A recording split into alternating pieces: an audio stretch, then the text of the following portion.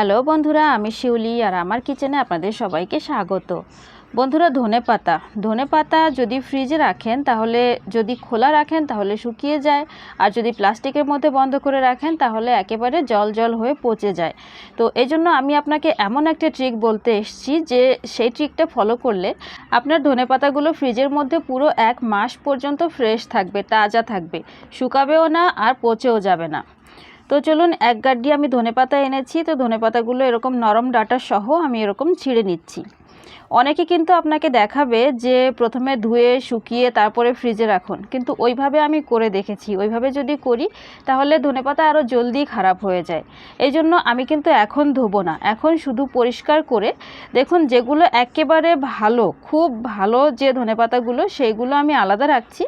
আর এই দেখুন, এই যে একটু ভাজ ভাজ হয়ে গেছে, যেগুলো কি তাড়াতাড়ি খারাপ হয়ে যাবে, তাড়াতাড়ি যেগুলো খারাপ হয়ে যাবে সেগুলো আমি এর মধ্যে নেব না, সেগুলো আমি আলাদা করে রাখবো। সেগুলো আমি সঙ্গে সঙ্গে ইউজ করে নেব, ধরুন আজকে বা কালকে আমি ইউজ করে নেব। তো এই যে একদম ফ্রেশগুলো আমি আলাদা রাখছি, আর যেগুলো ভালো কিন্তু জলদি খারাপ হয়ে যাবে সেগুলো আলাদা রেখেছি।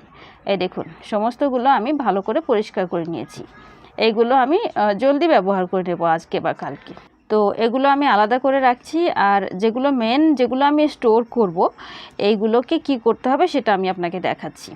তো এই দেখুন, এই হচ্ছে এই যে বক্স, এটা ধরুন অনলাইন শপিং করেন বা কোনো কিছু কিনলে এরকম কার্টন বক্স তো পাওয়াই যায়। এরকম বক্স যদি ঘরে থাকে তাহলে এটাই ব্যবহার করব আমরা।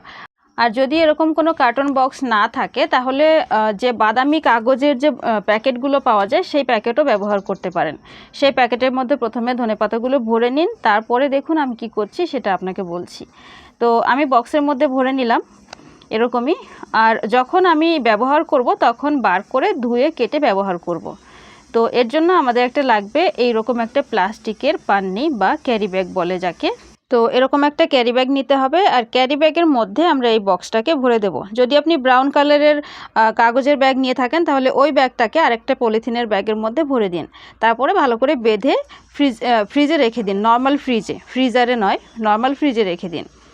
তো আমার এখানে পানিটা একটু ছোট হয়ে গেছে, একটু বড় নিতে হতো। যাই হোক, আপনি ঠিকঠাক সাইজে নিয়ে নেবেন। এইভাবে অবশ্যই একবার ট্রাই করে দেখুন, আপনার ধনেপাতা পুরো মাসভর ফ্রেশ থাকবে, একেবারেই খারাপ হবে না। ভিডিও দেখার জন্য অনেক অনেক ধন্যবাদ বন্ধুরা। ভালো লাগলে একটা লাইক করে দেবেন, আর প্লিজ আমার চ্যানেলটাকে অবশ্যই সাবস্ক্রাইব করে নেবেন।